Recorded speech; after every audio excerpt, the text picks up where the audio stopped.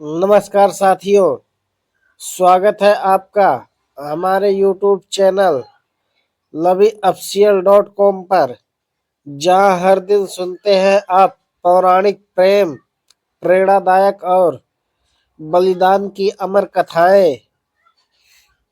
आज प्रस्तुत है नसरुद्दीन और यक्षिणी की प्रेम कथा का अंतिम अध्याय, जहां प्रेम अपने उच्चतम स्वरूप को प्राप्त करता है। आकाश के मध्य एक विशाल ऊर्जा चक्र खुला हुआ था। आर्यन, नसरुद्दीन और यक्षिणी मंदाकिनी तीनों उसके सम्मुख खड़े थे। तीनों लोक, मानव लोक, यक्ष लोक और निषिद्ध लोक एक दूसरे में समा रहे थे।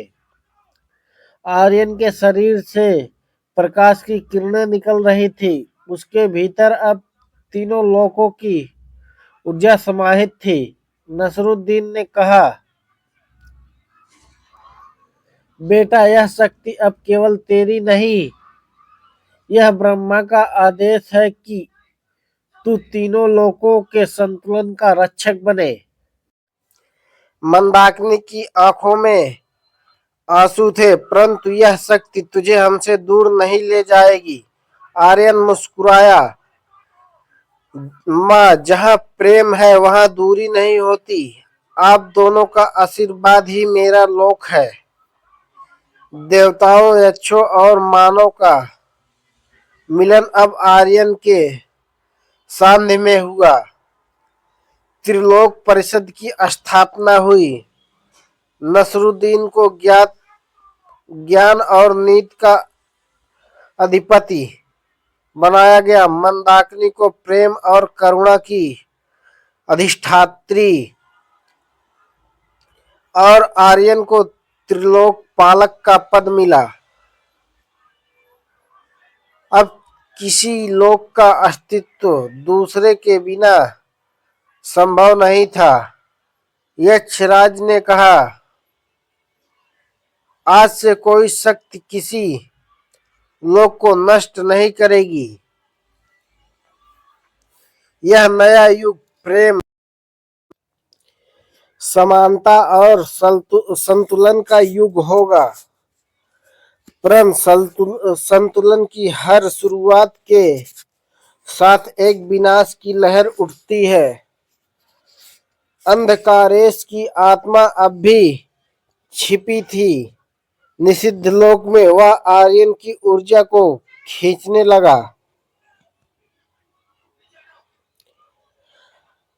आकाश गरजा और एक बार फिर युद्ध छिड़ गया।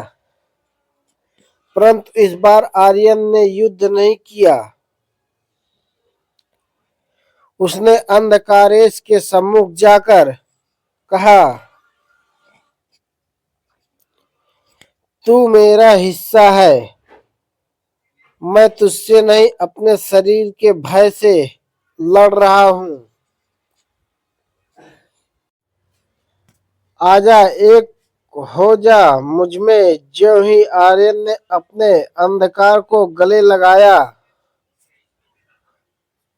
पूरा निषिद्ध लोक प्रकाश से भर गया।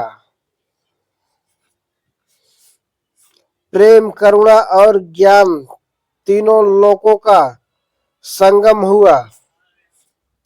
युग बीत गए। अब ना मानव लोक था, ना यक्ष लोक, ना निषिद्ध लोक। सिर्फ एक लोक था,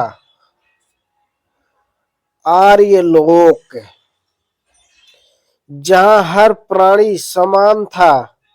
नसरुद्दीन और मंदाकिनी ने अपना शरीर त्याग कर ऊर्जा रूप में आर्यलोक की रक्षा का प्रण लिया। उनकी आत्माएं आज भी उस प्रकाश के भीतर विद्यमान है। लोग कहते हैं, जब कोई प्रेम सच्चा होता है तो आर्यलोक का प्रकाश उसकी राह दिखाता है। आर्यन ध्यान में लीन है। उसके चारों ओर प्रकाश के वृत्त फैले हैं।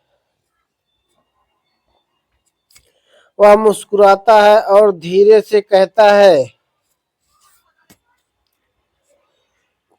पिताजी, माताजी, प्रेम ही सृष्टि का सत्य है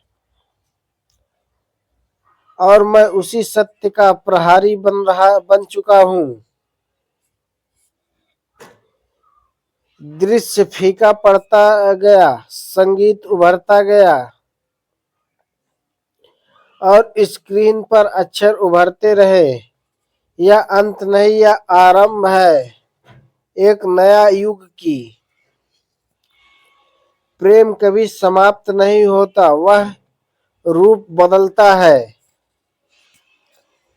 नसरुद्दीन और यक्षिणी की प्रेम गाथा हमें यह सिखाती है कि सत्य प्रेम किसी लोक, जात या रूप का नहीं होता, वह स्वयं सृष्टि का हृदय होता है। अगर आपको यह पौराणिक प्रेम कथा पसंद आई हो तो loveyofficial.com को सब्सक्राइब जरूर करें। हर दिन मिलिए एक नई रहस्यमयी और प्रेरणादायक कहानी के साथ। धन्यवाद मित्रों। यह कहानी कैसी लगी कमेंट बॉक्स में जरूर बताएं। जय श्री कृष्णा, राधे राधे मित्रों।